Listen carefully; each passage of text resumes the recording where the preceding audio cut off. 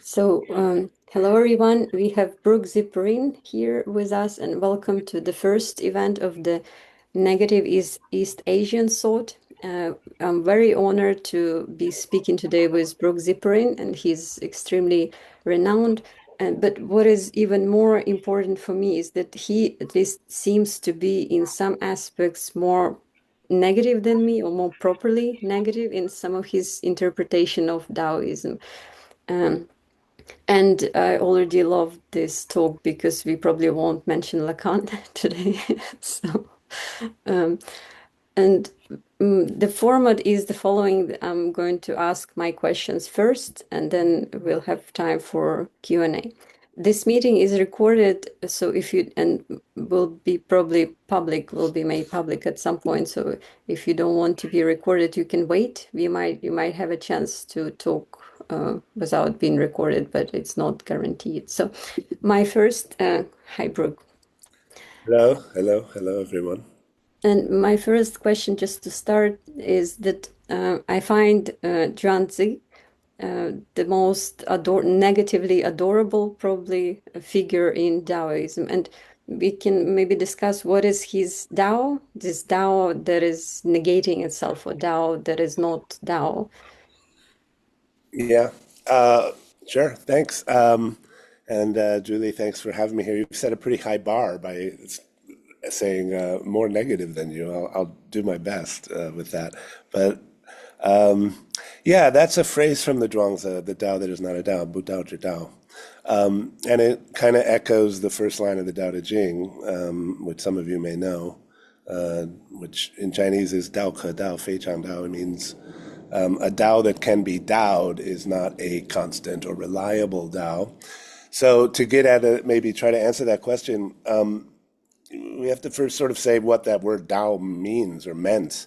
And these figures we call Daoists, like Lao Tzu, Zhuangzi.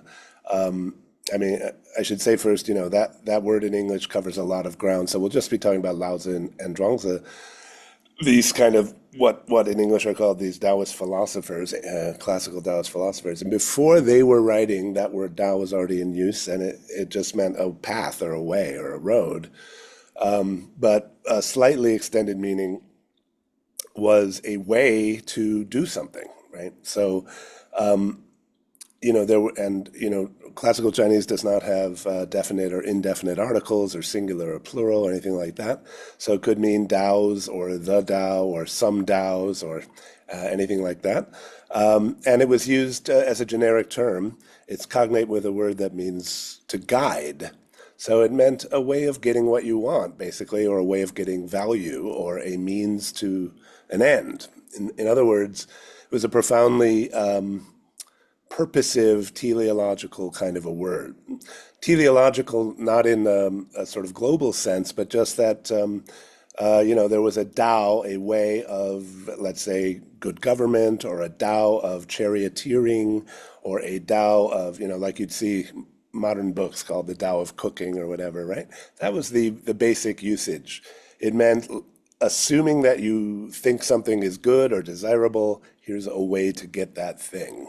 Okay, so it's sort of the most general term you could have for purposive, deliberate action in pursuit of a goal-oriented action.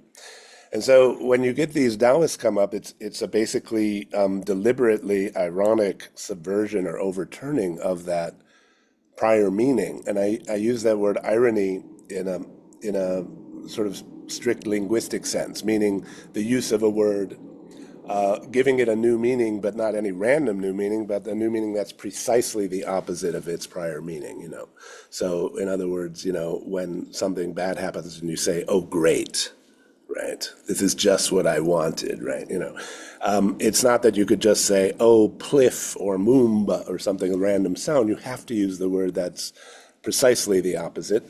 And that's what's going on when the first line of the Dao De Jing says, a Tao that can be taken as a guide is not a constant guide or a constant course.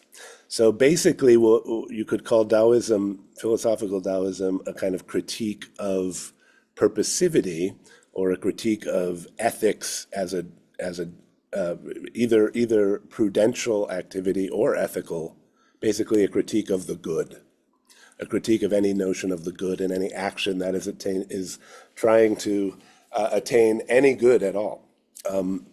The idea of deliberate action. So when Zhuangzi comes along and says a Dao that is not a Dao, he's sort of picking up on that ironic reversal. The next step in that is to say,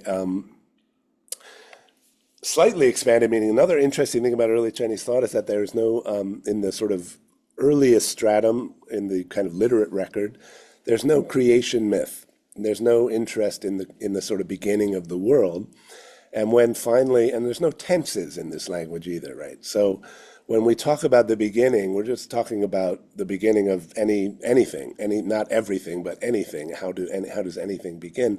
That question finally does get asked, but for complicated reasons I won't go into. The idea that the first in a series, a first cause or an ultimate end of a series could be self-standing is immediately and obviously presented as absurd. The idea there is that anything that exists always exists within a context and is only identifiable in contrast to what it is not. And so when you start asking about the origin of everything or how everything comes to be, or whether something exists, or what was it like before the universe existed, you're already positing something larger, which they'll often call a nothingness or a formlessness before any form in which it exists. So when people do start talking about, okay, there's a way to get good at charioteering, that's the Tao of charioteering. How do we get crops and babies born? That would be the Tao of heaven and earth, or the Tao of, human families, or whatever those Taos are, origin Taos.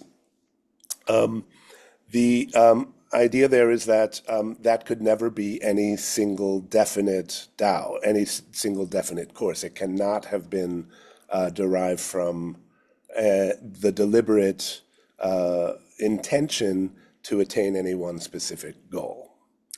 So a Tao that is not a Tao is a way things happen that is not intended by anybody and is not leading to any specifiable good, basically, right? So I sometimes say, that sense of Tao is basically whatever you're not thinking about right now, or whatever you're not trying to do right now, but is happening anyway, right? So it's sort of the whatever overflows or exceeds any formed or definite entity or identity or goal, which subverts all purposive activity. Thank you. So there is first, you talk about 3 steps in interpreting everything, including Dao. And the first one is the conventional understanding of Dao as a guide. That's just normal Dao of cooking, whatever, be good in cooking. The second one is the ironic one, where Dao is not Dao, where Dao is self-negating, and it's anything is Dao apart from Dao or whatever. Like, Yeah, that's self-negating Dao. But what is there is even cooler third yeah, level step. yeah, What is right. it? So yes, there's sort of an irony on the irony, which is very key here, right? So let's say this is a stupid example that I often use because I can't think of a better one, but maybe it'll serve the purpose. Like, as I said, the word Tao, when they start using it in this deliberately ironic way, means the opposite of a Tao, not just not a Tao, but the opposite even of a Tao. So it's as if you were planning a picnic or you're planning anything and everything goes wrong, right? So it's pouring rain and you say, oh, great, a perfect day for picnics. Okay, so the first irony, of course, is that you mean it's a terrible day for picnics.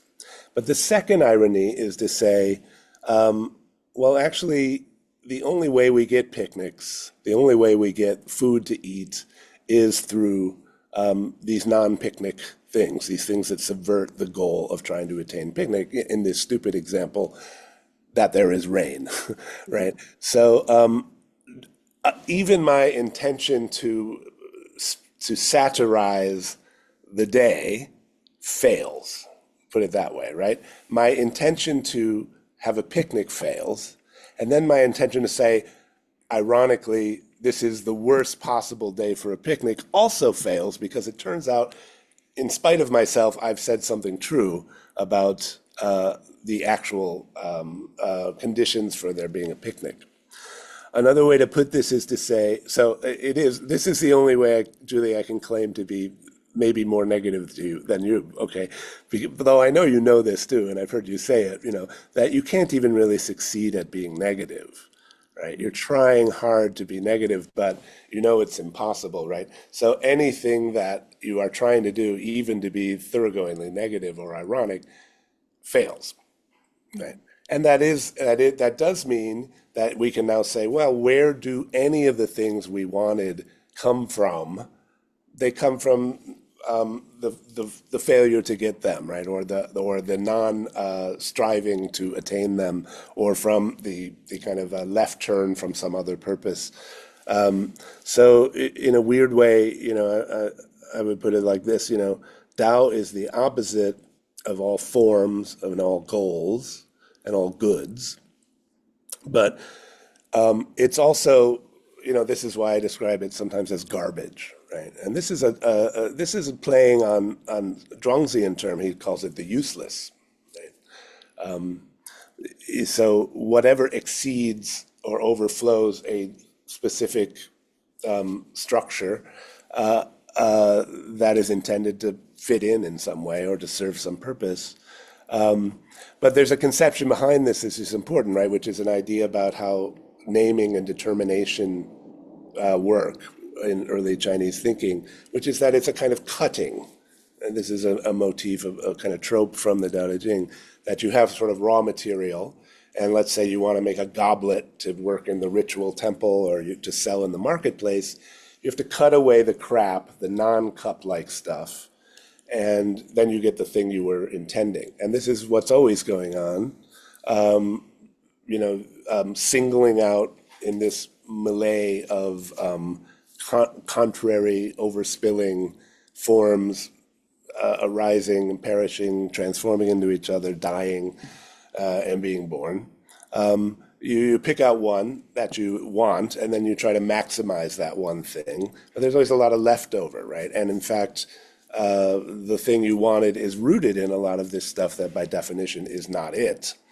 So on the one hand, you're carving away the non-good, and that makes it into garbage. But garbage is a weird sort of surd in the system, right? This problem of how do you refer to something? I mean, as soon as I refer to it, I've given it a form, I've intended it, it's become something that is achieving something, right? As soon as I speak or point it out. So even if I say, well, the background, that's another way to talk about Tao, the background to whatever is being focused on.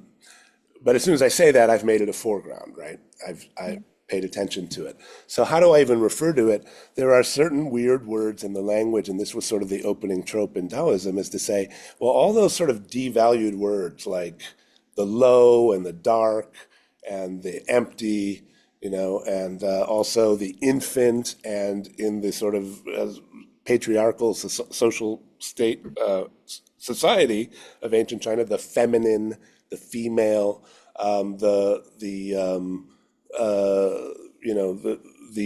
lacking, etc. These words are sort of just pockets for everything that isn't the thing we're looking for, right? And so a word like garbage is a good example of this, because garbage is just anything and everything that you are not wanting and aren't using, which makes it a much bigger category. It has all kinds of shapes and sizes and colors and forms, but of course you can't see them. You can't denote them. And so if you were to try to say, well, what was there before I singled out the good, whatever my good is, the only way within the system of language where you have these contrasting things, right, the good as contrasted, the useful as contrasted to the useless, is to look at these low categories, dark, low, empty, etc., useless, garbage. And then you can say, well, what everything was before that cup was made was kind of like that, you're cutting, let's say you're cutting a cup out of a chunk of wood, and then you have like shavings all over the floor. You can say, what do you mean by wood? I don't see wood, I just see a cup. You say, no, wood, like that stuff, right? And so wood or the garbage or the crap is both the opposite of the valued thing, the cup, but it's also what pervades both the cup and the non-cup, the value and the non-value. They're both wood, it turns out, but you can only point that out by alluding to it via the garbage. And so the turnarounds that go on in the Dao De Jing and also, I would say, intensified in the Zhuangzi will play on this, right? So in a weird way, all those garbage words are both the opposite of the good or the value, and both value and anti-value, if I can put it that way. And in another way, neither value nor anti-value, or more, in the sense that I just mentioned, that if I mention garbage, I've made it an intended object. And also, I'm trying to refer to what is more garbage than garbage in a way, right? More disvalued than the disvalued, which is already sort of part of the system of goods. But the second twist, and now finally get around to answering your question, Julie, is that's also more value than the valued. In other words, you were looking for a Tao as a source or a way and a stuff of things or of all things. And it turns out, just like the rainy day, it's this more garbage than garbage, which is you can say more cup than cup, the real generative source of whatever cups there may happen to come to be, if you see what I mean. Does that make any sense? Yeah, a little bit. The garbage is really amazing philosophical concept. And when I wanted to announce this talk, I was thinking to mention that we are going to discuss Daoism and garbage, but then I saw that garbage is too weird. And I mentioned flowers and dirt, so we Yeah. should probably mention it a bit. But garbage is amazing. It's like it also reminds me, everything reminds me of the law of entropy uh, Yeah. that it includes everything. It's like this the bad words category with the feminine and the non-being and all the bad words, like Yeah. low and dark. It's not in the opposite, not in a harmonic relationship with all the good words. It's Mm. include the bad words include the garbage includes the category of good words, like it's destiny and what precedes it, but once you point towards it you're losing it, so that's how I don't Yes. know. No, no. Can I just jump in there because it's a super important point. I mean, there's a weird asymmetry there between the value and the garbage, right? Which, as you just said, because by definition, the good, the value needs to exclude. The purposive or the goal directed, the whole point of it is to minimize or to exclude what is not it, right? As you're working toward a goal, whatever that might be, even to be as negative as possible, whatever your goal might be. So, but the weird thing about the garbage words, the low words, is that they have this sort of double meaning built into them, right? They are unable to exclude the good too. It's just they throw them in the garbage can with everything else in a way, you know. And so you're right. Dirt and flowers, of course, the sort of kinder, friendlier version of this. And you could say garbage, you could say compost, right? And I would say there is that. I mean, it's definitely, particularly in the Dao De Jing, less so in the Zhuangzi, but in the Dao De Jing, there's that this idea that, as I said, if there are any things that are desired, they happen only in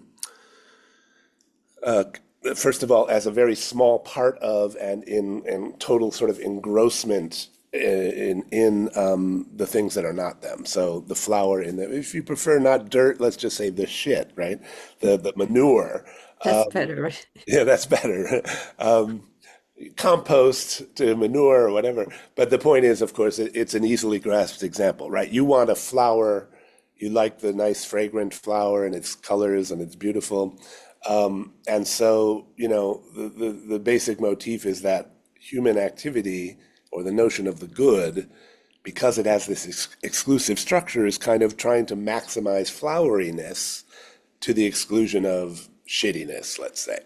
And so, but in so doing, right, it's either going to like cut the stem, right, and try to get rid of the shit, or it's just going to make plastic flowers, right?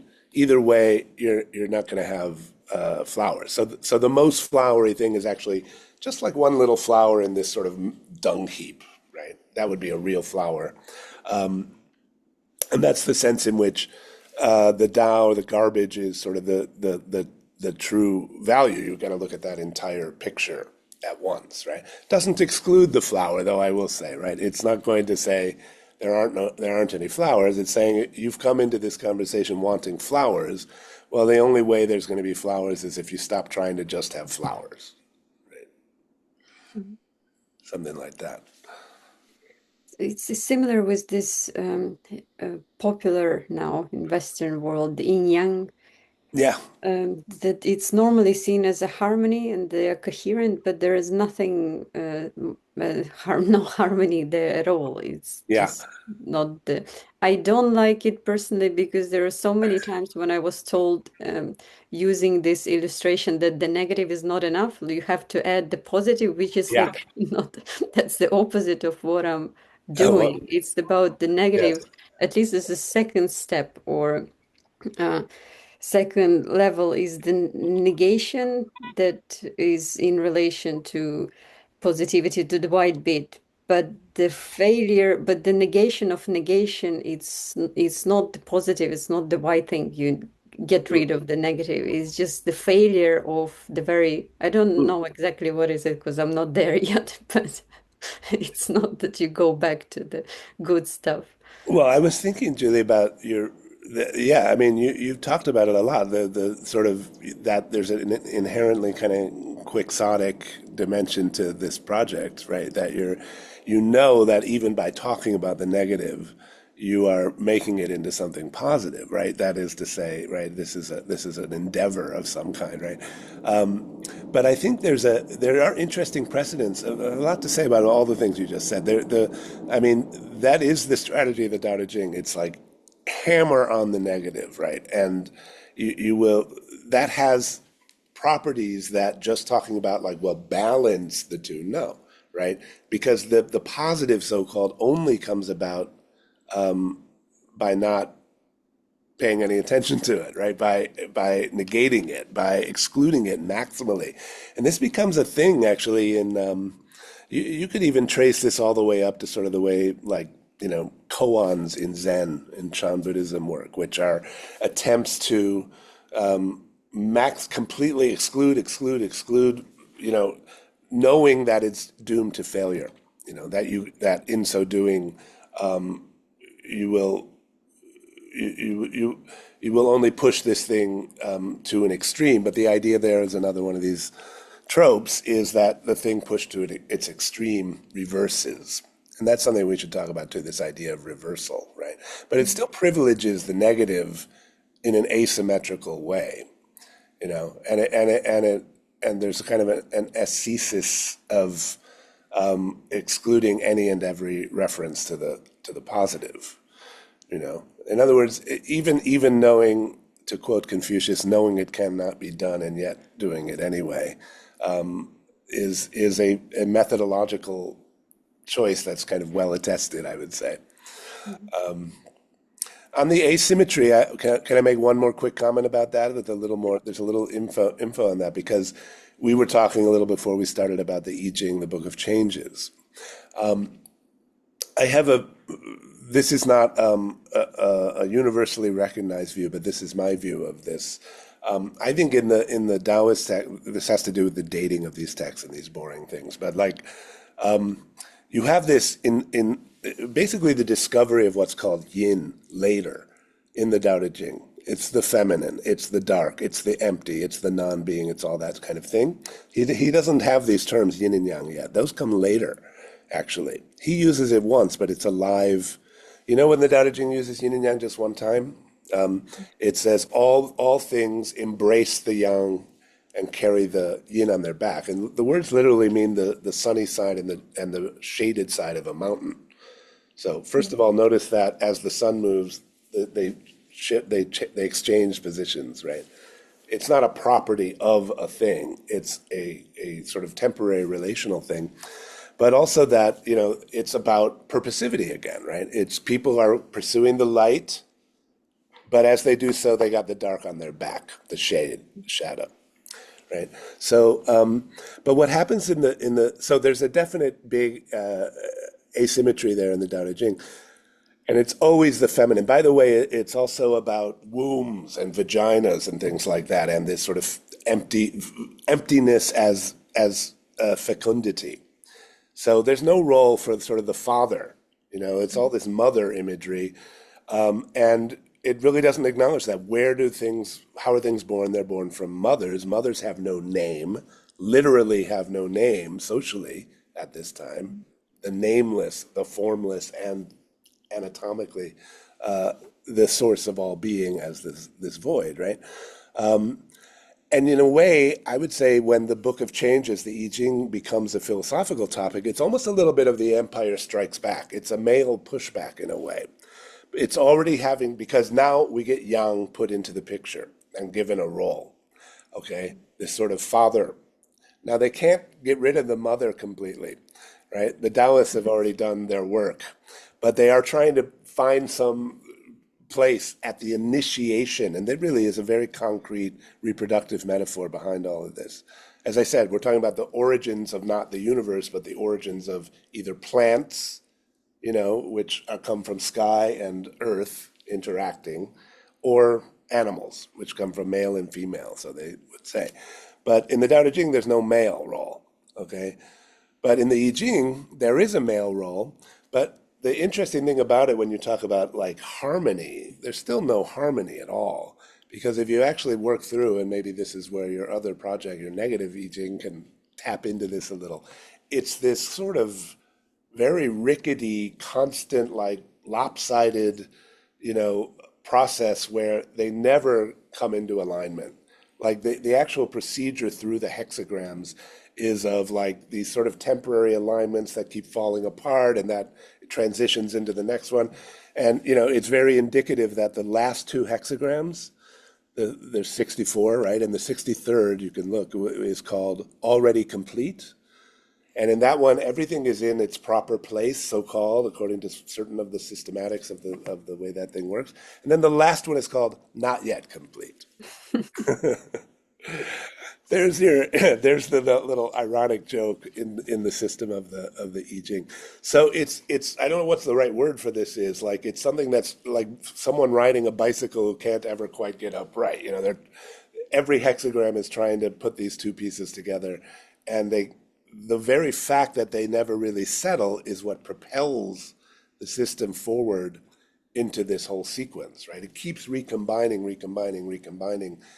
in these various formations, and they just never can settle. That's why it's the Book of Change, right? Mhm. Yeah. Amazing. I will get back to you with asking about possibility of feminism at some point, but I think that it's another interesting concept to discuss is this concept, if it's a concept of heaven, because it's very atheist one, even though the heaven suggests completely opposite. So it's not the divine law.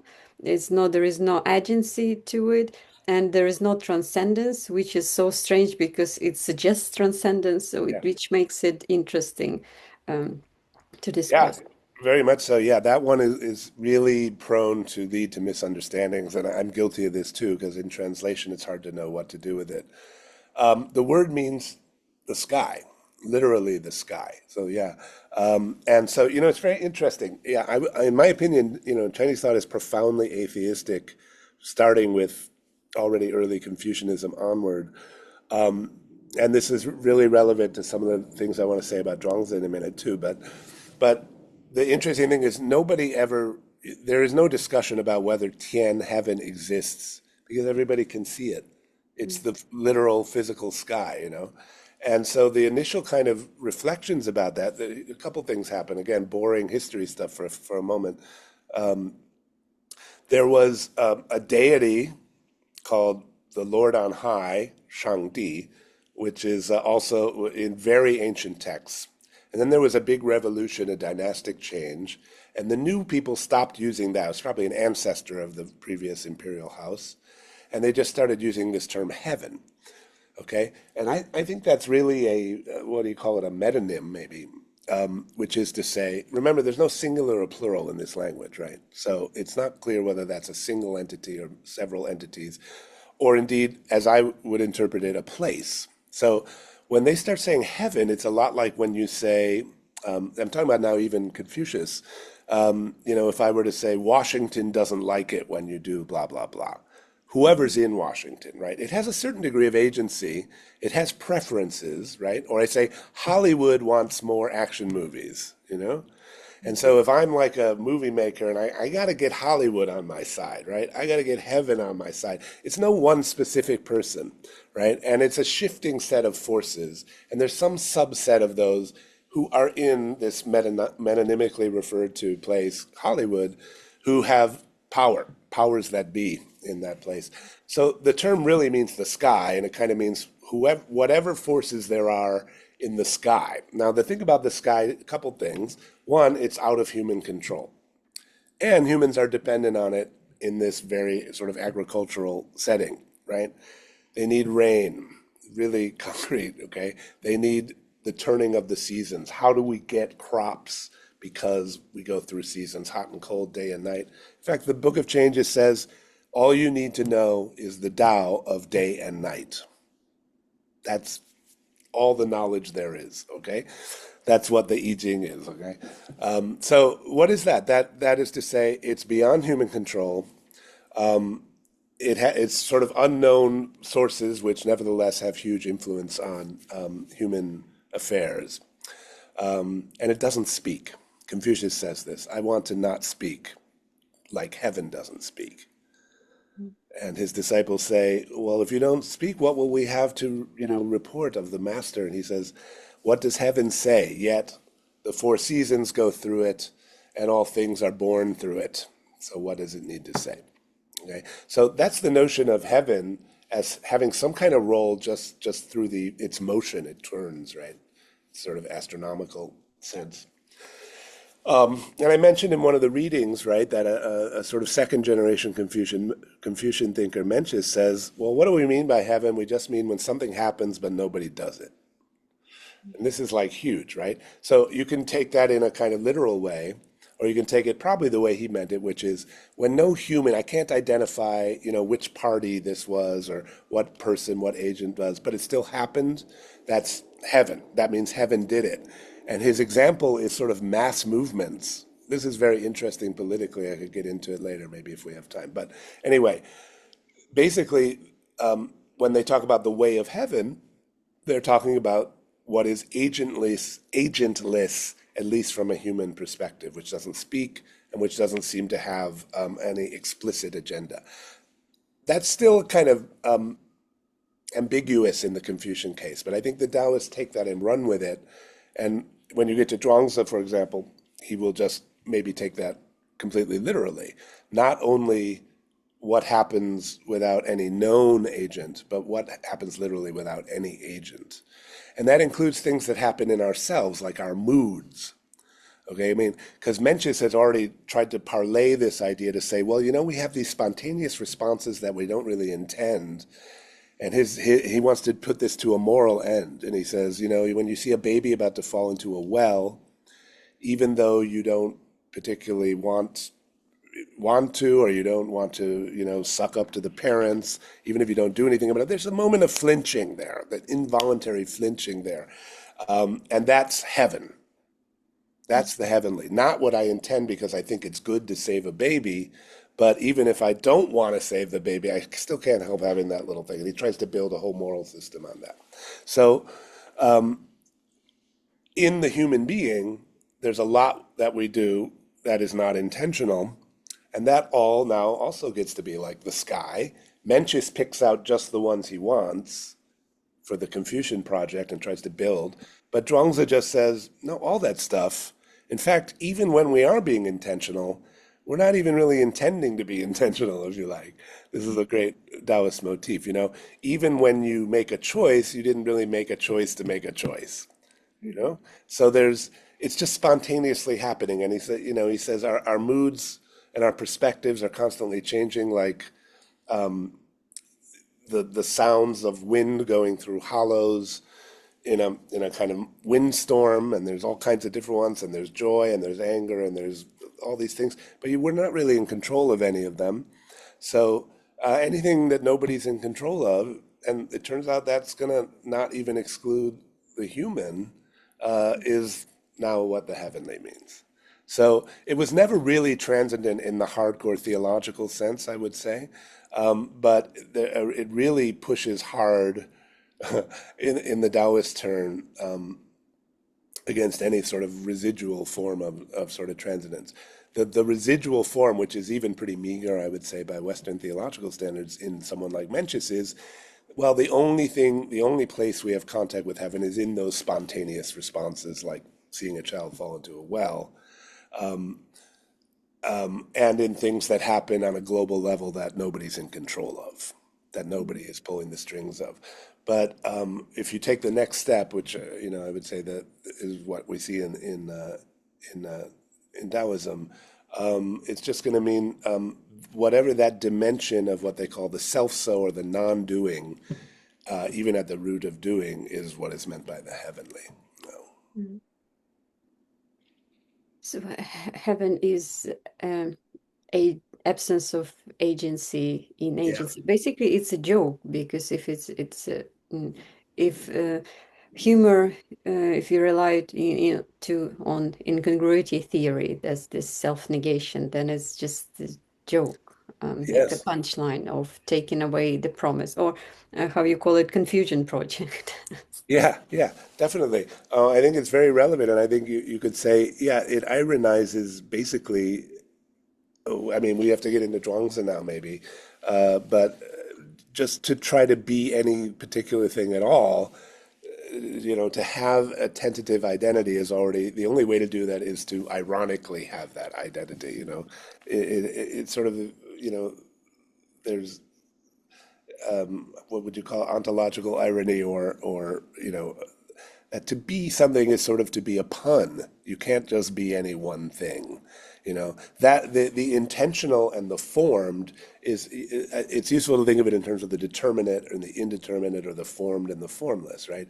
And the idea here would be that the only way we get things that have sort of definite forms is to the exclusion of all the messy stuff that subverts them, a la the cup and the garbage, is through some kind of intentional project. But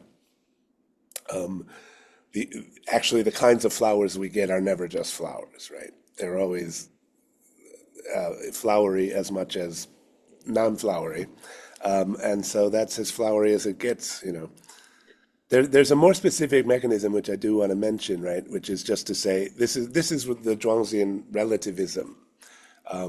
So you know, which I also think it complicates the discussion of negativity in a certain way, right? Because for Zhuangzi, it's relativism in a very deeply atheistic way, by which I mean, you know, there isn't any baseline of what is good globally. So the only source of, you know, what we would call negative or positive is some perspective. And the real big trick in Zhuangzi is that when you try to identify yourself as having a particular point, you can't not be having a point of view, which is always only identifiable even to yourself as that point of view, in contrast to or opposition to some alternate point of view. But the admission of the possibility of the alternate point of view also alienates your point of view. He does this in terms of this versus that, these indexicals, I think I mentioned in one of those readings. So you really, whatever, even what you think you want, you are always already involved in wanting something else, put it that way, right? I mean, that whatever your perspective on things that evaluates, that gives value to things, that pursues something, is also imminently undermining itself just in the structure of what it is to have a perspective. So I wanted to say, like the reason you would, Zhuangzi, I think, wouldn't say, let me know if does this count as the kind of balance that you would oppose? I think for Zhuangzi, you would have to say, okay, let's say I get cancer and I'm dying. He has examples like this, people who are dying of hideous diseases, right? Well, the relativism goes so far as to say, yeah, it sucks for you, man, but the cancer is having a great time, right? I mean, it's great for the cancer, right? And you could say, even depression, right? Yeah, you don't like the depression, but the depression likes the depression. The depression is flourishing. It's eating you alive, and it's having a good time. But even that is not the end of the story, because he also thinks you can't stick to just one of those perspectives, even if you try.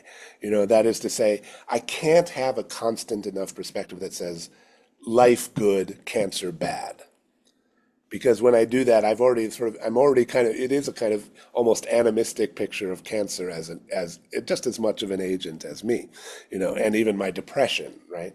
So as soon as I'm defining myself against it, it gets to look at me from the other side, and I'm sort of inhabiting both of those, sort of wavering between those two, just by trying to be any one thing, you know. So in a weird way, there's a balance, you could say, but in another, because right, everything, Only in a weird way. yeah, because one man's positive is another man's negative, or one cancer cell's negative is another man, is the medicine's positive, and so ad infinitum, right? There's also a temporal version, very quickly. I don't want to interrupt you, but you might know this story, very homey story that is, I think, a nice one for this kind of thing, right? Because this is from a slightly later Daoist text, but here's the story. It's this old farmer has a horse, and the horse runs away, and all the neighbors console him and say, "Oh, it's a terrible tragedy." He says, "Yeah, maybe." And then the next day, this horse has made a friend out in the wilds and brings with it back this wild horse that comes into the corral of the old farmer. And he says, "Oh my God, you just doubled your horse yield." And everybody congratulates him. What great fortune. And he says, "Maybe." Then his son is out the next day trying to tame the wild horse, and he gets thrown off and he breaks both his legs and he's crippled for life. There's no one to work the farm. And he says, "Oh my God, what a great tragedy." And he says, "Maybe." And then the war breaks out. They come to conscript troops, and all the sons are taken away, except this guy's son. He's the only person in the village who still has a son. Everyone says, "You're so lucky," and he says, "Maybe," etc. Right? So, Not yet. not yet. Yeah. So, the non-knowing motif, right? The impossibility of knowledge applies also very much so to knowing what's positive or negative, you know? In other words, and Zhuangzi even says this, like, how do I even know that, death is bad and life is good? How would I possibly know that? Or how do I even know that what I call knowledge is not non-knowledge, for that matter? And how do I know what I call heaven is not man, and vice versa? I wanted to ask you also, both questions may be combined into one, that there are lots of these negative terms in Zhuangzi, like not knowing, not doing, forgetting. So it can be considered probably negative teaching or negative philosophy, but also it's quite different from negative theology or apophatic theology. And how is it different? And if you struggle to answer this question, I have a great quote from you. From me? Yeah, from that you wrote. So Oh, really? yeah. Uh, let's see. Okay, let's do it a double blind experiment. I'll try to say something and let's see if I agree with me. Okay. The main idea is that it's not, it's still theology or something like. Yeah, that's probably what I would say. I mean, I do think there's a kind of bait and switch in apophatic theology. Um, several levels to this. So yeah, when you get in a theological system, the claim, well, God is beyond being and no predicates apply to him. Um, so he's not being, it's not even really good in and of himself, because good is not enough to contain, the goodness that's beyond good, right? Beyond being, etc. Several things about that. One, it does not in any way upset the idea that God is good to us. The relation to us has a simple, determinate, knowable meaning, even maybe a revealed one, but even a sort of natural theology-derived one. And sort of concomitant to that, the identity of the sort of topmost piece there is effaced, but not only does it not in any way disrupt the identities of everything else, it actually functions to solidify them. In fact, it even becomes a criterion for sort of who gets saved and who gets damned. In other words, you're definitely in this category or definitely in that category. And this happens. This is because I think the Daoist negations are toward the increasingly indeterminate, which is to say, this is why, so it's form and formless, more definite, less definite. And the Tao is the least definite, like garbage is the least definite word, So we go all the way down. If you were in sort of a hylomorphic system, you would say like matter, right, has no specific form to it. Or aperon in Greek philosophy, which they hate, right? They all, after Anaximenes or somebody, like, they're all about form, articulation, individuation, definiteness, more definite, more definite. And you don't really get to the negative theological piece until, I would say, like Plotinus in Neoplatonism, right? Where you get the one that is beyond being. Yeah, that is beyond the Platonic forms, which is unknowable, right? And then Christian, Jewish, Islamic have motifs that build on that, but that non-being in Plotinus, for example, is somehow different. Unknowability is different from the indeterminability of matter, right? There's kind of a identity of indiscernibles problem here, to use the sort of Leibnizy term. Which is to say, yeah, it's nothing. God is nothingness. God is non-knowing. But that's different from the other kind of nothingness. It's like there's two kinds of nothingness. It's not your everyday nothingness, or there's non-knowing in this exalted sense, but it's different from just like you being an idiot, right? It's still like the trajectory is toward stupid, absorbed in created forms, and then more virtuous and more knowledge, and then knowledge kind of goes beyond itself to this thing that you can't even call knowledge anymore, right? But it's the farthest away, so yes, still teleological in a very deep sense, right? On the other side, and the total formlessness, the mush of matter, which is unknowable also, right, is somehow a different nothing. It has no real being, but God has no real being in some other way. In actual, creation ex nihilo picture, they'll say, well, matter too is created, so it's not exactly nothing. But the ex nihilo is somehow different from the nothingness, which is God, right? Mm-hmm. Usually, God's will is the last to go when you start negating predicates, right? So a will, maybe it's an unknowable will, but somehow we still know it's a will. The negative theologians, I mean, the whole game, it seems to me, is given away by the fact that they can't just outright say, we are atheists, right? In other words, if you say, well, there is no God in the sense that God doesn't really exist, but we're still different from the people who deny that God exists. Well, what is that difference? How does a difference attach to nothingnesses, I guess, is one way to put that question. I'll say one more. The sort of ne plus ultra for me of a negative theologian is Erigeina, who is one of the very few who will. It's very easy for us to say. A lot of them will say, non-knowledge is better knowledge of God. Okay, but usually that means we don't have knowledge, but God, of course, has knowledge. God knows what God is. We just don't know what God is, right? Because God is a knowing being to begin with, which, of course, Tao is not. So, but there are a few cases, very subtle theologians who will say, no, even God's knowledge is non-knowledge. But if you actually look closely at that, in my opinion, it ends up being God has accurate knowledge of himself, which is that he is unknowable. And so this is the non-knowing of God. It still requires accurate as opposed to inaccurate knowledge, a reality appearance split, which, by the way, we really don't have in Chinese philosophy at all. We have mereological splits, whole and part, more and less complete, but not a full-fledged sort of pure illusion error versus, total correctness or something. So that would be some of those pieces, I would say, really differentiate them. These kinds of nothingness. Yeah. So to a certain extent, this non-knowledge of negative of or apophatic theology, it's still a way of knowing, which is exactly same in Zhuangzi, but it means completely different thing. Like you, that's the quote from you, that since every perspective knows only itself, it's not knowing. But Mm. it's completely different. No, it's genuine not knowing because Yes, it's knowledge. Like both are, in both cases, not knowing is knowing, but like the apophatic theology is fake one. And this one is more banal, yes, ironic, and real in a way. that's right. Banal is right. Banal, ironic, real. Yes, exactly. Right. And when they talk about nothingness, they really mean just like this one, this nothingness right here.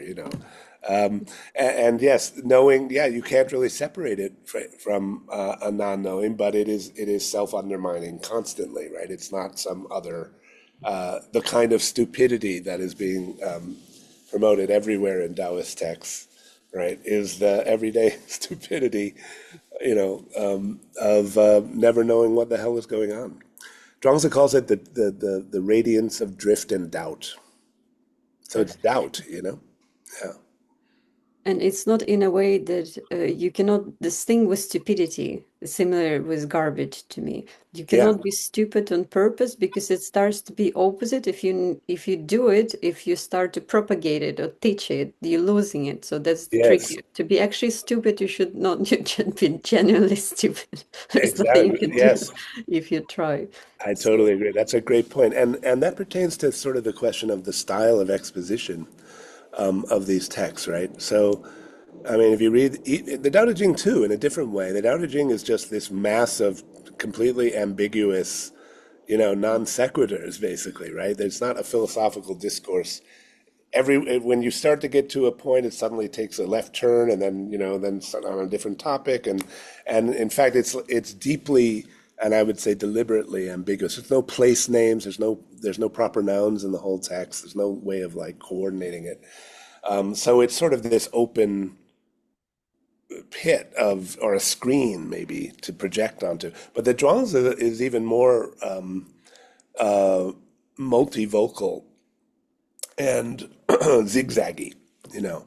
So I mean, if you actually just dip into the Zhuangzi for fun, it's stories about talking animals and people's dreams, and then these weird, talking trees, uh, little arguments between a made-up ironic version of Confucius who's spouting anti-Confucian, kind of screeds and things like that. It's just this sort of potpourri of different genres, rather than a linear kind of exposition or an attempt to demonstrate a point, right? And there's very interesting sort of self-reflections within these stories about language, about exposition itself. Like, in fact, one great quote from the Zhuangzi is one character says, I'm going to start talking recklessly and I'd like you to listen recklessly too.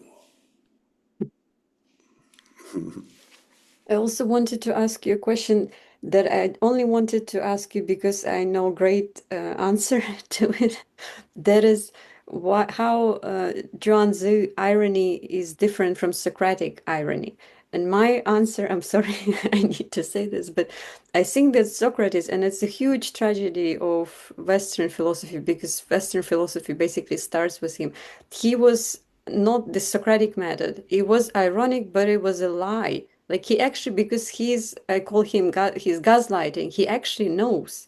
He's just pretending. It's a horrible thing. He knows the right answers, and the rest. That's what philosophy is Exactly. still up until today. It's like propagates, manipulates, and Zhuangzi is the opposite. It's basically not propagating anything. Whatever he's taken, and maybe only Kierkegaard comes close to it, he's only giving it to take it away. There is no, in a similar movement of suggesting or teaching is to reversing it, taking it away. So, like genuine Socrates, that's Mm, how it's supposed to be. yeah, I could not have said it better than myself. I rarely, I mean, I'm actually very comforted to hear you say that because I feel exactly the same way.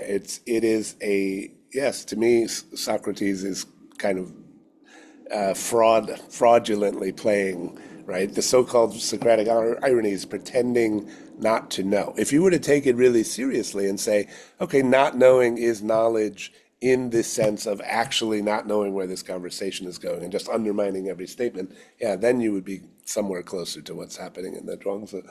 But it's so goal-directed in Socrates, right? I think so. Maybe we'll get some pushback from people in the class, but yeah, it's playing dumb, right? And it's a little bit of gaslighting. I think is a great word for it, exactly, right? So, and I agree. I think it's tragic. It's a very manipulative technique, you know. I'm not a big admirer. Yeah. The last question, maybe that I promised to come back to, but it's not really a question, it's just something I'm trying, and you already answered it in terms of is there such thing, possibility of such thing as Daoist feminism? And Mm, when I'm asking about feminism, I'm not a great feminist in terms of conventional feminist where the central figure is woman, because for me, woman is problematic. It comes in a dialectic with men. So there's the problem with feminism. You try to mm, empower women, you end up same like same patriarchal story. There's the same subject, just reversing it. So trying to make woman empower you, turning her into a man. For me, the central figure is mother, and mm, mother is this. I had a dream recently of becoming a background. It's like, as what mother is, like mm, the central uh, it's not identity motherhood. mhm. Unlike woman is kind of identities. It's just not non-being, the practice of disappearing. It's a garbage thing. So I think it's already encoded in this way. It just when we try to perceive it through the male-centered perspective, Western-centered perspective, it's just seen as underappreciated, but it's that's the point because when you Yes. try to empower mother, Yes. it just doesn't make sense because mother wouldn't want to be empowered. It's just Mm, something they don't go together in a way. Yeah, I'm yes. not sure what I'm asking here. This is a really interesting question. So, I mean, again, let me stick just to our two texts. I mean, this is sort of it doesn't play so much of a role in the Zhuangzi actually. It's really endemic to the Dao De Jing, the Lao Tzu text, where you almost want to ask, how can you not have a feminism because it's so obsessively mother and female and also she beast centric.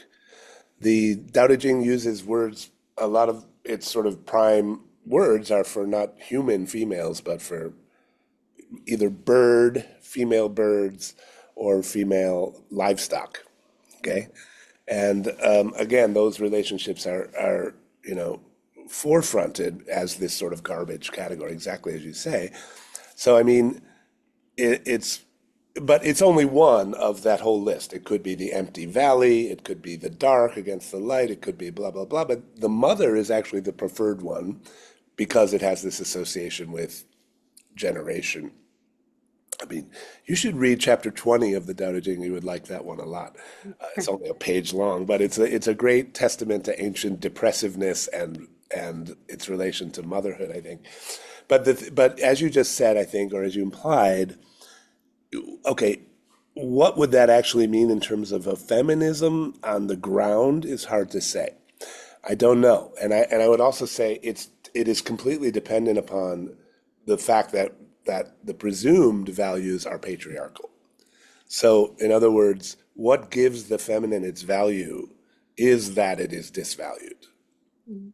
quite literally. So, I mean, if you were in a matriarchal society, you could imagine, like your negative I Ching, you could have the matriarchal Dao That Ching, and it would be all about masculinity.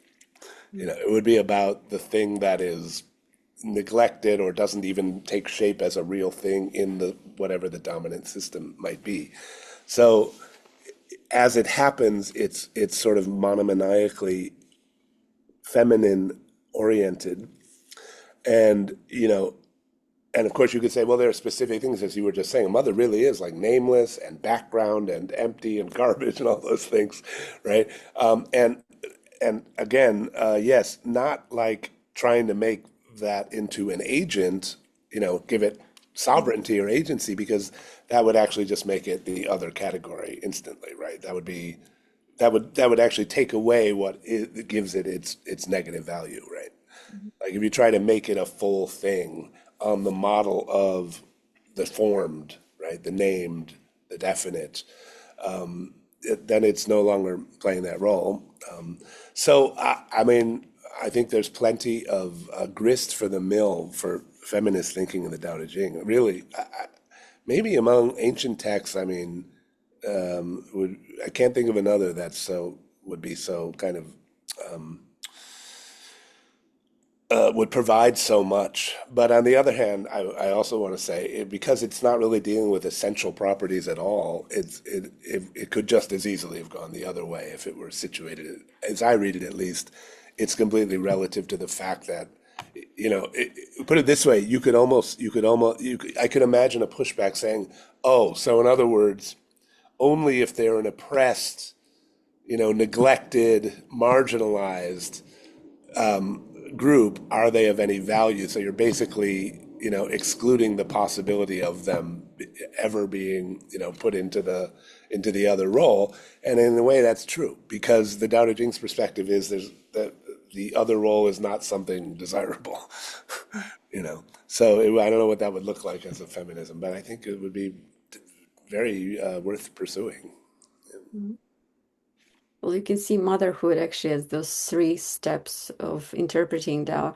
First, you have mother as identity. I don't know. No, first is it's not mother, some kind of identity. And then you have negation of identity because mother is decentered, mother is background. You start to be decentered from yourself, and your center is in child.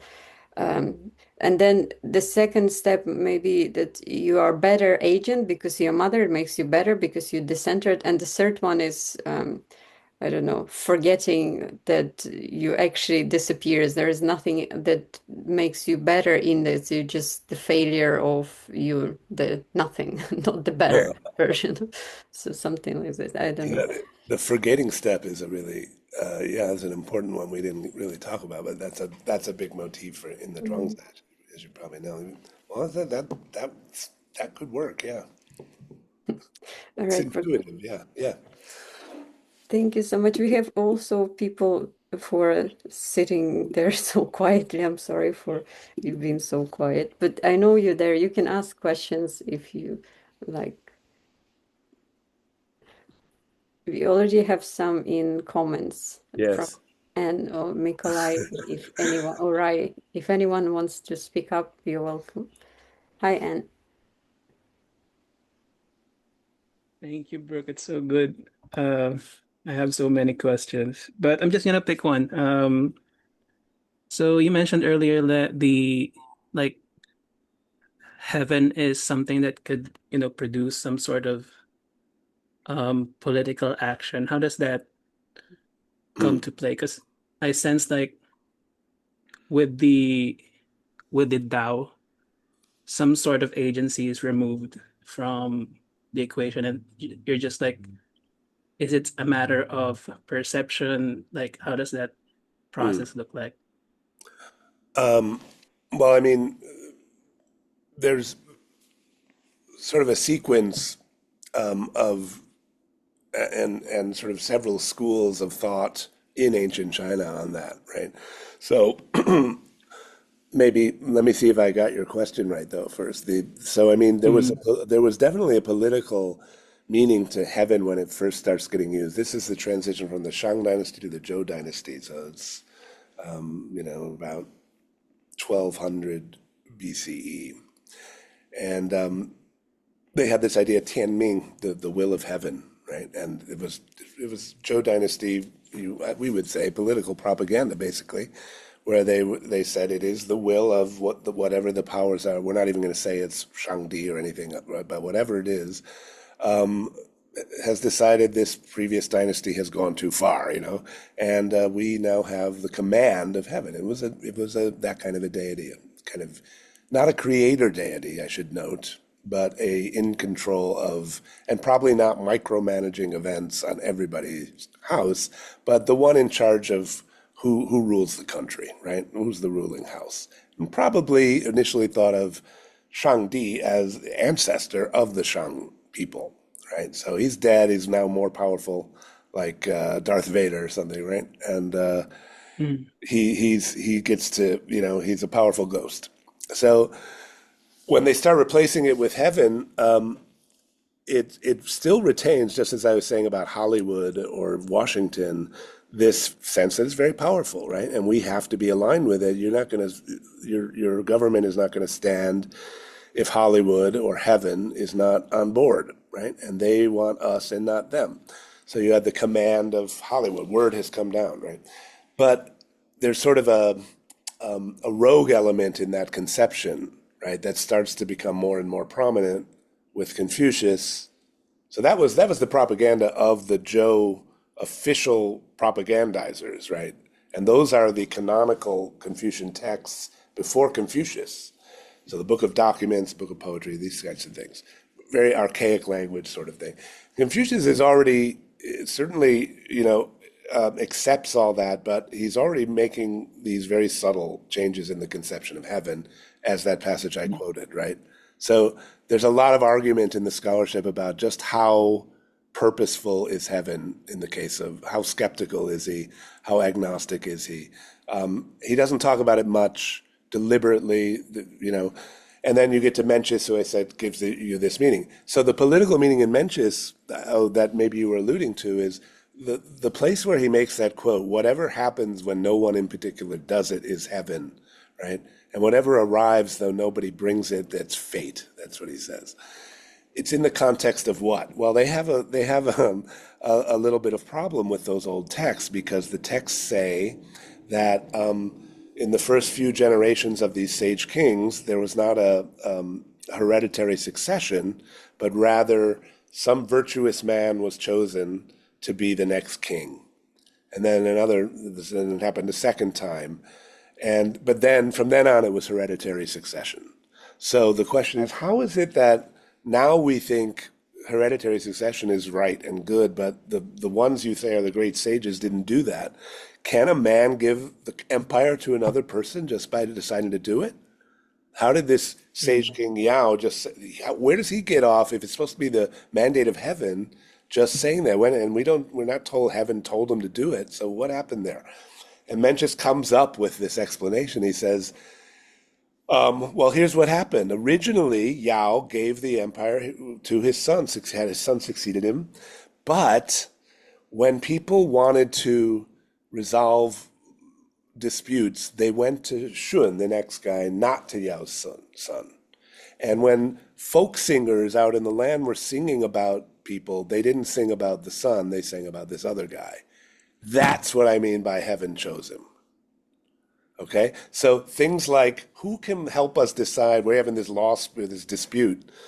Well, of course, the rightful owner is the son, but the person we go to, that counts as the spontaneous action that nobody's done. Or we're going to write a song about this incredible guy. There's really not much to say about the son. We're going to do we write songs about this guy. So it's a kind of daring, and then he says, heaven sees with the eyes of the people, etc., right? So it's ambiguous. Does he think there's still a heaven above and beyond that or not? But he's introduced a lot of instability into the notion there, right? That the next phase is the Daoists who come in and it's kind of this trend among whatever that intellectual class was, to sort of increasingly divest heaven of its sort of agency. Mhm. So that Yep. that may be what I was referring to. Does that answer your question? Yeah, I think so. Some Okay. sort of like retroactive making sense of things after Yeah, the fact. yeah, yeah. That's right. You could say that. Hmm. Yep. Thank you. Yeah, thank you. Thank you both. We also have a question from who is next? Starlight. Yes, thank you so much. This has been very fascinating so far. I'm wondering what a conception of the self or of selfhood might be, because I'm seeing that, it seems that as we posit a self, it's always going to be shot through with this non-agentic, perhaps otherness and I'll never be able to pin down this firm identity of selfhood because there's always this yeah, non-agentic otherness. And I don't know, maybe this is related to the butterfly and the dream. I don't know. But Yep. if you could maybe just elaborate on what you think a conception of selfhood would be, and maybe is that, I'm sure it must be different, but is that different from maybe a Zen concept of selfhood, for example? Thank Good. you. So that's a great question, and I'm glad you asked it because yeah, we didn't get around to that. But it's one of the key things in the Zhuangzi, as you point out. Yes, the butterfly dream is exactly on this point.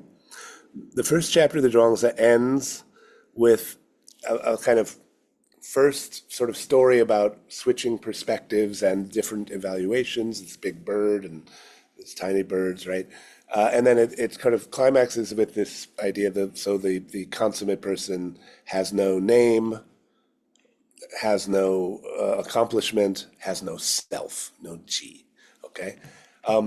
So what does that even mean in the context of, there's a lot of discussion about this. What is even being denied there, right? If in context, it has to do with some affirmation of sort of the social self, recognized self within some context that's affirming one's value, or of one's identity, one's role. And then we get into the next chapter, and it starts, chapter two is kind of the ground zero of the Zhuangzi, starts with this claim, this guy sitting there going like this, and he goes, I lost myself, Wu Sangwa, right? And he says, well, what do you mean? His disciple says, and he says, you know about the piping of heaven, right? And that's where this windstorm story comes, and it's this whooshing thing, all these different sounds. And that ends with this question. It says, so, every one of the sounds, if I wanted to identify what's the sound of the wind, well, every one of them really comes from some specific hole, the wind hitting some specific hole. But since all the identities, everything identifiable comes on the other side of those holes, who is the blower? Literally is what it says, right? That would be the question of self, right? So the context is, I lost me. What do you mean by that? Who is the blower? Who's blowing these things? And then it proceeds to say, we go through all these different moods, joy, anger, posturing and submitting and going forth. And they're just like these sounds, okay? So, and who, which of the organs in my body is the master? Is it my liver? Is it my elbow? Is it my heart, as Mencius says it should be? Or do they trade places like this? And he basically goes through this thing saying there can't really be, even if there were a real master, it would really be no different from there not being a real master, built into the fact that we are only on the side, as soon as we're identifying anything, we're on the side of the blown, as not the blower, as it were. So, yeah, I lost me means there cannot be any definite, identifiable sort of master self, right? And the transition from one of these phases to another is what sort of interests Zhuangzi in the rest of that chapter, which goes all the way through this incredible discussion and ends on the butterfly dream, where the point of that, of course, is not that Zhuangzi wakes up and he realizes he was dreaming. He wakes up to doubt. In fact, in the dream, he didn't have any doubt. He was just a butterfly, right? But once you've gone through the transition from, okay, wait, I was totally that thing, and now I've somehow can remember being this totally different thing. Am I a kind of deceptive appearance of butterflyness, Or is butterflyness a deceptive, dreamt appearance of me? And the real conclusion is, on the one hand, it's undecidable, and positing either one, because they're only defined against each other, is already positing the possibility of being the other one right now. I might already be a butterfly dreaming, but also they can never combine into a oneness. You can't, there's no third thing that they both are, you know? So there must be a division between them. And this is really a way of illustrating his whole point about self and other, this and that. They can never kind of merge, they can never kind of resolve. But on the other hand, there's a structure there. I compare it to, like, you know, maybe a magnet, right? It has a north and a south end. It always has both. If you try to isolate one, it still has both, you know? And then you have two things, each of which have a north and south end, and then you ask, are they the same or different, right? And Zhuangzi always wants to end by saying, yeah, are they the same or different? I mean, you really can't say either one. It's undecidable. Okay? And that is the drift and doubt, the radiance of drift and doubt.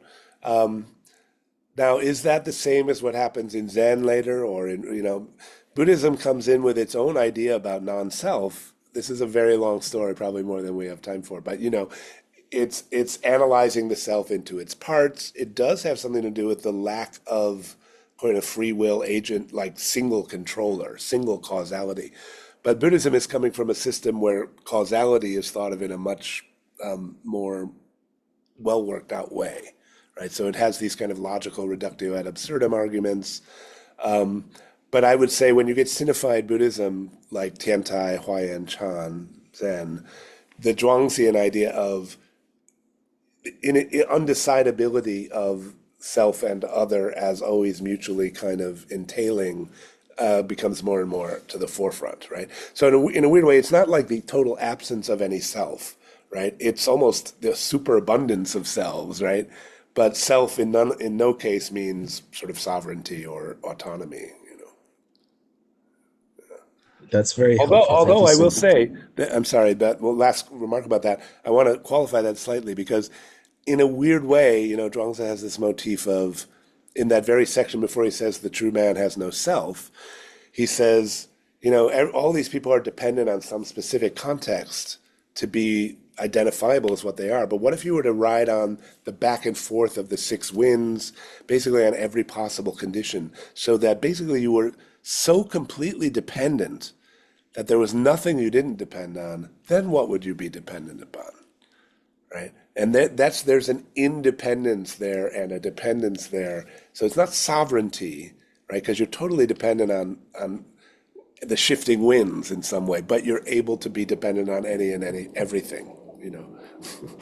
So When you said there's this interdependence of, you know, self and other and undecidability between them, I'm also just thinking about what you said earlier about how there's an asymmetry between negativity and positivity. And is there a way that that asymmetry shows up in the relation that you just discussed? that's Thank a you. really astute question, actually. This is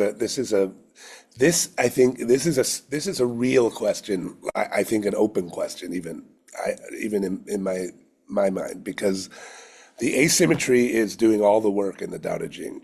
Okay, but when you get to the Zhuangzi,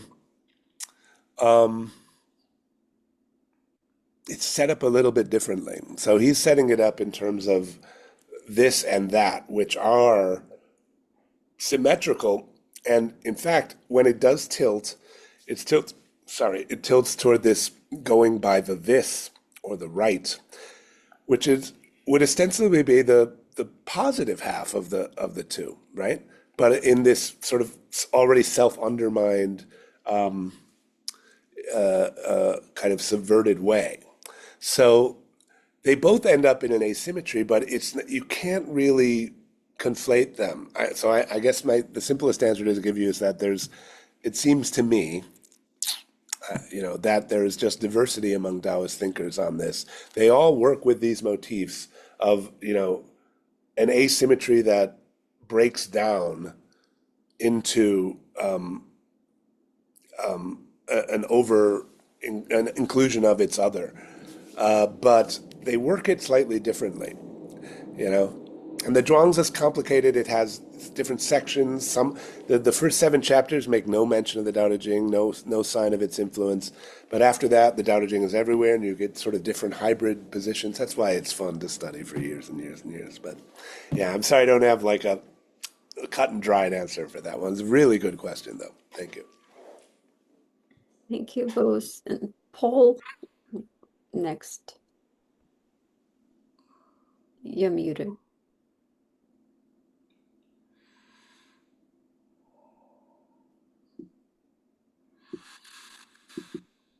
Oh, hello. Yeah, sorry. Just another question about Zen, actually. So, Yes.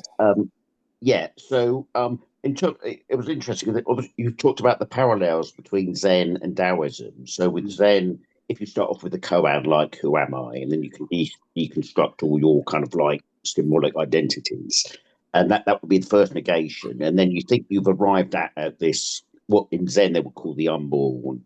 Call that awareness or consciousness. And then from a Taoist point of view, would the second negation be that even the unborn is empty? Even so, it's like the groundless ground of being. So you deconstruct the first, would that be a Taoist? And because of that, do they, again, I don't spend ages, but they seem to have to, so do they have the same historic roots philosophically? And then the second question I just had, I'll be brief, is just in terms of ethics. So it looks like Buddhism has it's almost like bolted on a positive ethics. Is that because of the recognition of the relativism? Because I think Zizek has made this point. They brought in the Second World War, the kamikaze pilots, they brought in Zen masters to train them.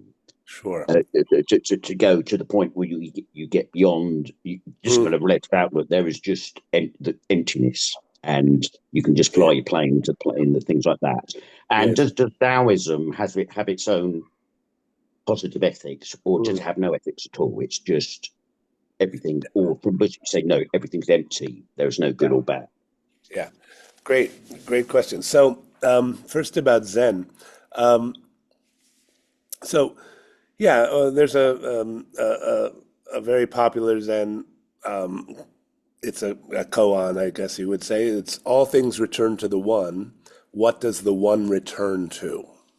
So there you have those 2 steps, right? Very Zhuangzian, actually. And of course, there's not an answer to that, right? Because it's not that there's something further that the one returns to, like you can keep going, right? In fact, you'll find that there's a technique in Zhuangzi which is to always end on the question. You'll have him say, is it this or is it not this? This is the great doubt. And there's a mechanism here that is shared and developed in Chinese Buddhism to great effect, I think, which is, if you look at the way the koans work with doubt, they'll say like this. They'll say, okay, you have all kinds of little doubts about things in the world, right? Like am I going to get this job, or what's going to happen, or what happens to me after I die? Who am I, and so on. I want you to take all of them and bundle them into a big ball and just put it on this koan, this question. And it could be something very explicit like who am I, but a lot of them are coded ways of saying what is the meaning of Buddhism, right? Why did Bodhidharma come from the West? Yunmen says, what is Buddha? He answers, used toilet paper or something like that. Take that one phrase and doubt. Get all your doubt clustered in one place, okay? And so it's accumulating until your whole body becomes doubt. And then eventually what happens, there's a breakthrough. Why? Not because you get an answer to resolve your doubt, but because now there is no longer any one speck of anything that is not doubted. So the overcoming of doubt comes from making doubt all-encompassing. This is sort of the mechanism in the theoretical Buddhist schools in China, Tian, for example. Okay, if the entire universe is made of doubt, as they say, fire doesn't burn itself. Okay, so doubt only is problematized if there's anything undoubted. This is Zhuangzian logic, right? It's the this-that logic. The thing is defined by its contrast. As long as you were assuming anything not doubted or not doubtful in the universe at all, like, well, at least I know one or two things. I know I'm here. I know what I want, blah, blah, blah. Then your doubt is going to be that kind of a problem. So the resolution is just in the magnification, the exacerbation of the doubt, right? So when you end on a question like that, all things return to the one. If you have any answer, right, if I say, well, it's the groundless ground, as opposed to something else, that's not going to solve your problem. Because in Buddhism, the mechanism is to say, well, the only thing that we're looking for the unconditioned. And if there's any possible imaginable state that is not this thing, then it's conditioned by the fact of not being that thing, like nirvana, samsara, etc. Okay, so definitely there is, and that's not something you really find in Indian Buddhism, right? There's that move where maximization and totalization and collapse are identical.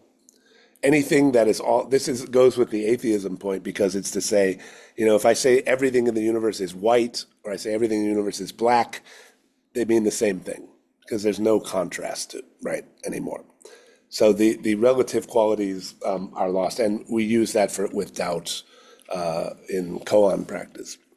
Are they historically linked? Certainly, but not in any direct way, right? I mean, this is a very complicated historical process, but it's sort of unmistakable that, and of course they try to sort of deny it because it's kind of a narcissism of minor differences situation, right? They want to say it just looks too Daoist the way they write and they talk and they work these concepts through. Okay, so I hope that maybe addresses a little bit the first one. Thanks. Second one about ethics, let me say this. Two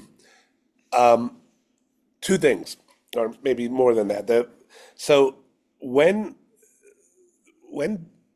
Daoism, like Buddhism, structure their when it had, I would say that originally the kind of Daoism we were talking about today is almost fanatically anti-ethics, but you could also claim for ethical reasons, because the point of view there is that ethics is really, in other words, the promulgation of a notion of the good. For us to discuss and think about what is good and decide that that's what we should do is the worst thing we could do. A Dao that is a Dao, right? That's what a Dao is. A Dao is an ethic, right? So it's one long polemic against the very idea of having an ethic. However, you could say that the reason for that is that it thinks that is the cause of most of the calamities in the world, is somebody having some notion of the good. So, you're not going to have a concentration camp unless you're trying to achieve a final solution, right? And you're not going to have a gulag unless you have a sort of idea about what is better for human beings. That takes planning, takes commitment, takes like idealization of something. And so the Zhuangzi has an interesting passage where it says, in doing good, stay away from reputation, fame. In doing evil, stay away from punishment, and follow the wavering middle course. So the idea being that there's always going to be some little blip on the screen toward whatever any society defines as good or as bad, right? But the only thing that makes it lead to these consequences is commitment, purpose, ethics, and one man's ethics definitely is another man's fanaticism, right? So, it's going to just zigzag, self-correct. Nothing can succeed in staying evil or staying good long enough without the interference of some ethic. So, Zizek's examples of these very gerrymandering examples of, there were Buddhist countries that used Buddhist ideas to do something that we don't like, are pretty absurd, right? Because, you could obviously list 100,000 examples of huge crimes motivated by someone being committed to an absolute ethic, right? So it's not having no ethic that made that stuff happen. It's that the imperial court of Japan thought it was good for them to win a war, right? And they had an ethical code of duty and even of success, right? So the problem there wasn't the lack of an ethics. The problem was too much of an ethics, right?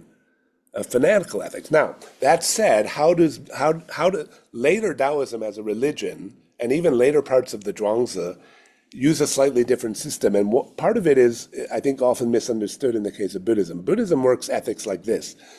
You know, the parable of the raft in Buddhism, right, which says we have the Eightfold Noble Path, we must make distinctions, we must practice the right view, right conduct, right livelihood, all of that, and these right concepts. So all this very dualistic stuff, all of that is a raft, which is meant to lead to the other shore where you abandon the raft. And that means, yes, you must cling to this, but it's not in the position of the ultimate. It's not that these things are good or bad. On the contrary, they're good because they lead beyond good and evil. They lead to the abandonment of the raft. They're self-transcending. So, you know, you switch up the positions. It's not, there's no moral realism there, right? That these things are objectively good. They're good only because, unlike other types of dualistic commitments, these ones lead to the self-undermining of them. And that goes for concepts too. What's a good concept?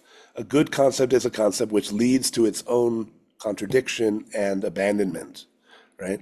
So you're going to have ethics all the way through in Buddhism, but they're in the position of instrumental, not ultimate, and instrumental in justified, not by a utilitarian result, except in the sense that they lead to the abandonment of that raft.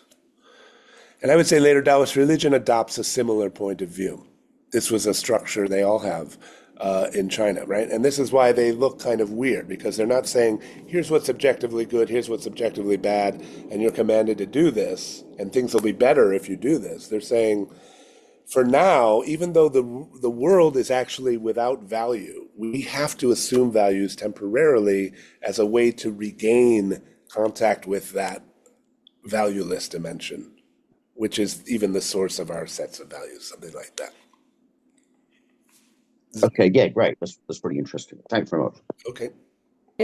Thank you both. I even wrote somewhere in my notes that Daoism might be a solution against Nazi, because how Nazi is opposite to the concept that leads to abandoning itself. Nazi recreates itself through calling someone else Nazi. I know, me as a Ukrainian, and Yeah. actually practicing what is more looks like Nazism. But I didn't mention it because once you think of something that is a solution, it automatically, every solution is kind of final solution. That's Yeah. how I'm actually a Yeah. Nazi. So I didn't. Yeah. Don't tell Putin. Yes, you can't help it. Yes. Nothing I can do. So we have Jake, and maybe Jake, can I predict the future? Jake is going to ask a couple of wonderful questions, except for at least I will struggle to distinguish where one ends and the other begins. Do you want to do it, Jake? Yeah. I'll try very hard to just focus on one question. Okay. I won't discuss controversial past wars anymore, maybe. I'll discuss something different. Well, did you Negative. post this thing about Himmler in the comments? We could talk about that too. Yeah. Sure. Oh, well, actually, I was very interested in transcendental philosophy. This was originally what my question was going to be about before we had the discussion about ethics and religion. Was that I thought that negative philosophy, the way that I've seen the lectures presented here, is actually further away from my idea of Hegel than your presentation of Taoism is, because there's a quote here by Hegel where he says, "The familiar, precisely because it is familiar, is ill understood. Indeed, when one's comprehension of something consists merely in presupposing and accepting it in the way in which it is familiarly known, one succumbs to the most common of deceptions of self and others. Such knowledge, for all its verbal meanderings, never really gets anywhere and has no inkling why this is so. Subject and object, God, nature, and understanding, sensibility, and so on, are taken for granted just as they're familiarly known, because being thus established as fixed points, they're fixed points of departure and return."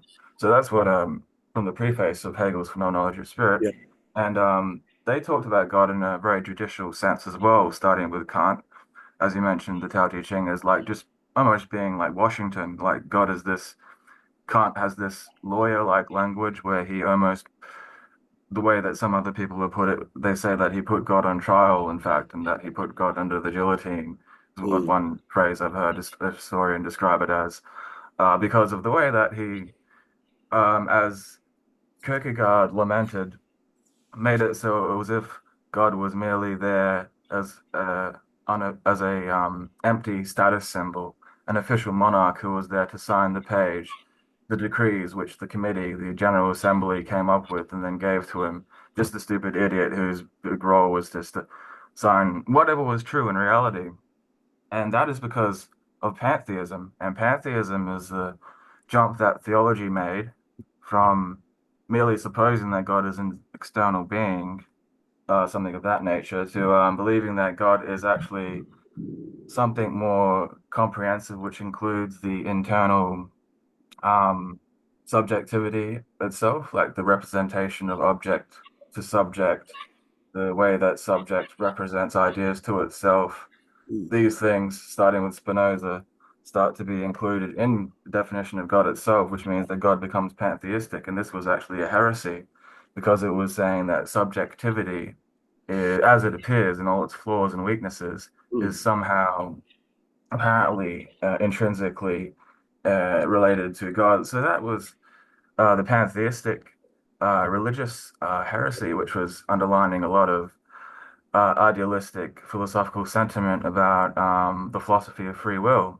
And so the reason why God was just this absolute stupid monarch was because of if God is just consciousness and consciousness is decided by your own free will, then literally God is not responsible for morally what you do. Yourself are responsible for what you do, your own free will, and God is merely just the empty monarch signing your free will of what you choose to do, which I think is a really interesting reversal that that the idealists make about the theology, which is what makes me different to negative theology and actually closer to Daoism because it involves the self and the illusion of the self in some way, in which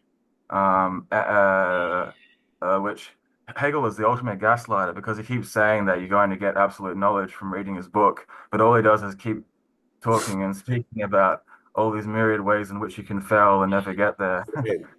Thing like paradoxes. Yeah. Anyway, that's that. Richard? Yeah, I'm quite interested in that period in German idealism and particularly the pantheism controversy. But I don't know what your question is exactly, or is it more of a comment? Oh, yeah. My question would be that do you believe that Taoism has an element of pantheism in it as well? Could it be described as pantheistic? Well, yeah, in a way, but this is the thing Schopenhauer says about Spinoza, right? That you know, in a way, pantheism is only meaningful if you first had a theism, right? Which is to say, there was first a contrast between world and God, and certain properties associated with God, in contrast to the way the world was, and then you attribute them once you have them in hand by means of that contrast, you apply them to the world. But like in the case of Spinoza, there's a lot of maybe also some gaslighting, some sleight of hand there, right? Which is to say, he uses these theological categories, but God is no longer good in any meaningful sense, right? And nor, well, free in a certain sense, but not free-willed, certainly. So those qualities that were initially part of God, but he, through an imminent kind of critique or thinking through of that notion, now become qualities of the world. So I would say, yeah, except that, in Schopenhauer's alternative say, well, look, if you take away the God piece altogether and you say, well, yeah, there's this sort of one metaphysical ground of the world that is the ultimate, ground of being, and it is identical with the world in a certain sense, at least as will it is. Yet it is morally evil or something, or at least conflicted with itself for Schopenhauer, and involved in suffering. That's why Schopenhauer says my system is monist but not pantheist, right? Even monist is a misspeak, I think, on his part, but because since oneness is a category of representation, actually, right? just as much as manyness is. And free will, I was wondering, just sorry to interrupt, but free will Yeah, is the other question I was asking with a good how yeah. much time. Do you think that Zhuangzi believed in free will? Yeah, no, but free will was never. This is also another one of those questions that I think is parasitic on a prior theological problem.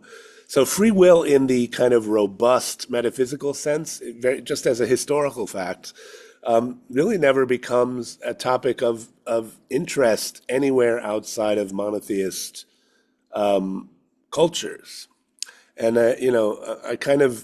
I'm kind of persuaded by the Nietzschean line on this, which is that it's concomitant to a theodicy problem, which is to say, precisely because the scriptures give you on the one hand, or the theological elaboration of these specific scriptures give you a picture of a God who is omnipotent, benevolent, and just, right?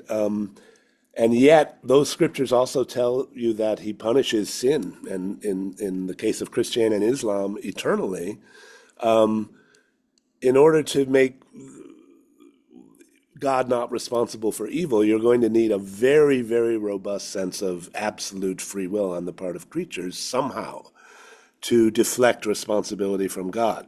So there's interest outside of that context of that question in sort of various degrees of flexibility of action and various degrees of independence. But what that means is, as we were just talking about in the case of Zhuangzi, it's not free will. Certainly, will is not the protagonist of the story, but it is adaptability to dependence on a greater number of conditions, and in that way, it is similar to something in Spinoza, right, where freedom is defined simply as power, the power to act and to affect and be affected in a greater number of ways, with no reference at all to free will. In fact, it's a very strong denial of free will as sort of uncaused, right?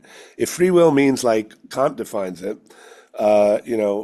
the beginning of a completely unprecedented series of causal events, then no, I don't think that idea ever occurs to anybody outside of a theological context. And But theodicy is very important too. I'm glad that you brought up theodicy because yeah, the question I asked did presuppose a problem of the generation of evil in yeah, human actions, and that goes full circle back to the previous question we were just discussing with the possibility of historical atrocities, evil, yeah, radical evil, things exactly, that Kant's exactly. interested in. Yeah. Yes. So and this touches on the relativism question, right? So, I mean, with Zhuangzi, of course, there's no such thing as evil, full stop. There's going to be contextual things that, just like there's no negativity, full stop, right? One man's evil is another man's good. That's all. Simply, that's all. There's just no further court of appeal to that. However, just as in the sort of raft case with Buddhism. So one way that human beings have tried to solve that problem is to assert an absolute, standard built into the world of good and evil. And going back, maybe to Plato and certainly through the monotheistic religions, that has been the strategy. And we can discuss the, relative merits of them, but this is just a different strategy. There's still a strategy there, though. And that has to do with demotivating the accumulated effects of project commitment, which is what, in the view of the Taoists, is what really creates the catastrophes that people are reacting to when they raise sort of theodicy questions. So, again, to give you an example, the idea is you're never going to have full flower, okay? You're going to have parasites. There's going to be blips to the one way or the other, and your perspective's going to change, and what you thought was good now, just like the farmer with his horse, is going to change. What the other people think is good, all that stuff's going to be constantly changing, and there's just nowhere it comes to an end, and there simply is no standard. However, when somebody gets it in his head so it's almost the exact opposite approach, right? Which is to say, what is it that makes the things that people are mainly complaining about when they complain about big evils, like Himmler, right? Or, in ancient China, some king gets the idea he needs to invade the king next door, and millions of people are killed, or he wants to build a giant monument to himself, and whatever. It's what motivates these things, right? Left to themselves without like commitments to good and evil in the sense of like, this is definitely and persistently a worthwhile goal to pursue, whether prudentially or morally. Nobody follows through long enough to commit big atrocities. Yes, somebody might murder somebody. Yes, bad things are going to happen, but they can't succeed.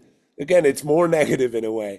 Negativity just can't succeed in sustaining itself in a single direction long enough to create the atrocities that we are worried about. So that would be the approach to it. So again, just like with the kamikaze ballads, I'd say about Himmler. By the way, it wasn't a Buddhist text. It was the Bhagavad Gita, which is a Hindu text about war, by the way, and maybe a Hermann Hesse novel, which is also not a Buddhist text. Okay, but leave that aside. Even if it were a Buddhist text, the point is, what makes this a problem is not the little influx of indifference to morality that comes in, but the gigantic commitment to the absolute value of, a Judenfrei Europe, for example, which was regarded as a good thing, as a moral thing, right? Don't forget, the Nazis are moral fanatics, right? They're deeply moral, right? They believe they are doing something good. So, that from the Taoist point of view, the problem is that belief that people think that they're doing something good, not the lack of moral commitment, but the excess of it. Too good. Thank you both. It's my turn now, I think. But where's Lavon? Lavon, do you still want to ask something? Oh, I just wanted to say it was such a good, refreshing conversation. I'm just going to continue to listen because I'm just learning so much by not talking. So thank you. The best question ever, Lavon. I raised my hand because I forgot to ask very important question, even though the whole conversation might be seen as a reply to it. That is, how Daoism and Zhuangzi in particular are different from wellness culture and self-help culture that are concentrated on success, on reaching a goal, authenticity, just the whole project of self-help and wellness culture that I hate. Yeah. Yeah, well, I mean, I think it would be just another of those cases of the general pushback against the whole idea of amelioration in general, right? And they don't make a sharp distinction between prudential and ethical and or moral, right? It's any notion of a fixed good, a definite improvement. I mean, there's a great chapter, a couple chapters, Julie, you would like in the Zhuangzi chapters 8, 9, and 10. They're so-called primitivist chapters where they're basically all about, how the world got so fucked up? It's those fucking sages. The sages ruined everything, man. Everything was fine until some loudmouth guy came around and started saying everyone should do this one thing, right? And so I think it would be like that, There's a very strong polemic even. Those chapters are hilarious because they're you wouldn't think the sort of stereotype of the placid Daoist is not at all in evidence there. They're very sharp and almost vicious. So but the point is, right, what got everyone standing on tiptoes is the phrase he uses there, right? Like reaching after benevolence and righteousness, and therefore it's the flowers in the dirt again, that, if you have some ideal, the tyranny of the ideal or of the good, you'd say the positive, and I would agree, is what breaks the contact with the dirt. You're standing on tiptoes and being forced into a single shape, right? And that's always what the Taoists don't like. That's the formed rather than the formless. So now that said, You can look at it in the Dao Te Ching. I wrote about it a little in the afterword there, but there's all kinds of different ways of turning this way and that, right? And I kind of compared it there to trying to cure insomnia.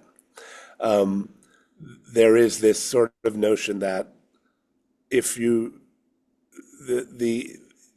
effort to cure your insomnia is what makes your insomnia worse, right? Which is sort of making an allowance to the premise of the question. And I would say they do that, which is to say it's presupposed that there are desires and humans want things.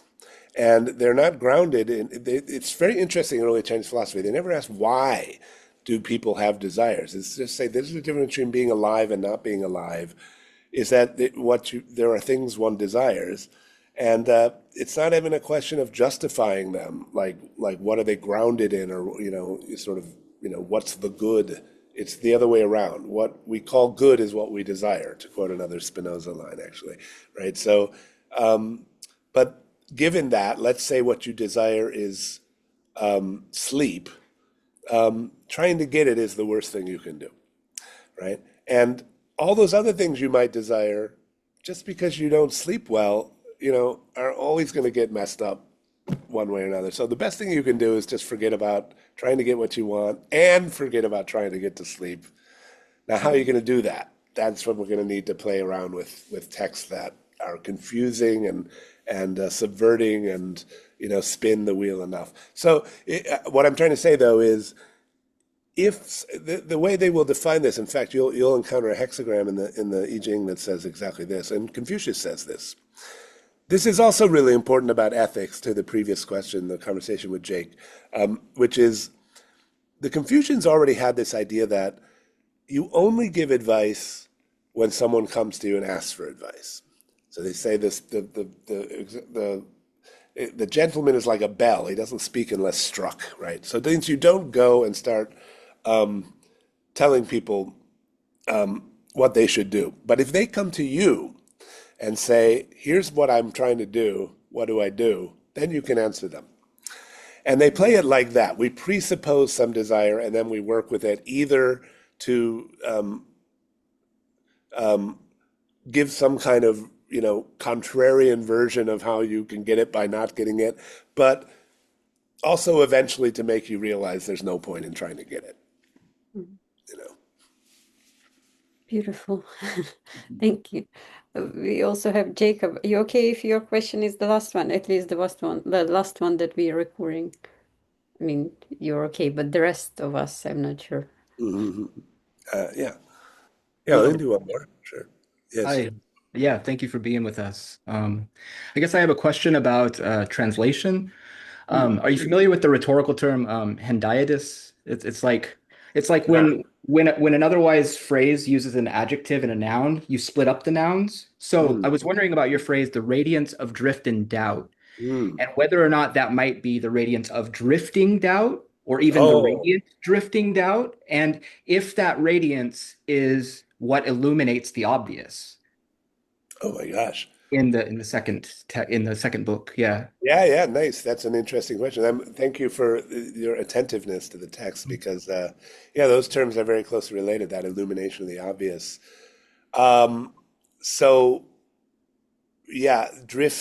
Drifting doubt. I mean, the two terms are very closely related for sure. I mean, it is two different words.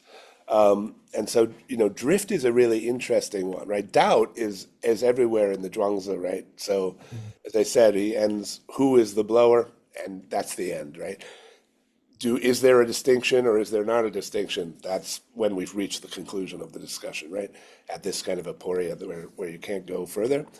And that is, I agree with you, exactly what he means, and he says as much, as the illumination of the obvious. What's the obvious? That we don't know.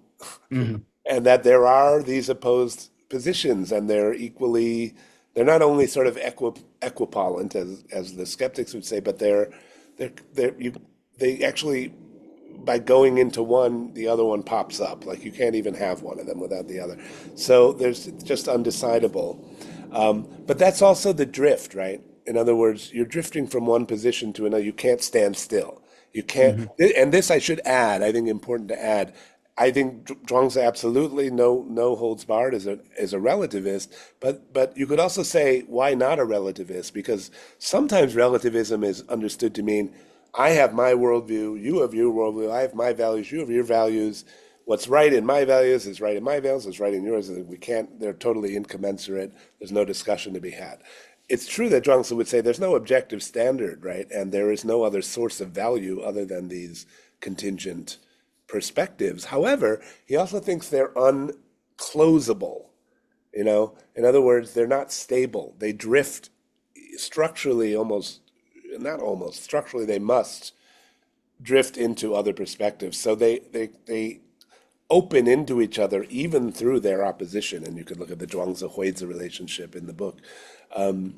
So drift and doubt are closely related. So in that sense, I would say, yeah, drifting doubt or doubting drift, or the drift of doubt, or the doubt of drift.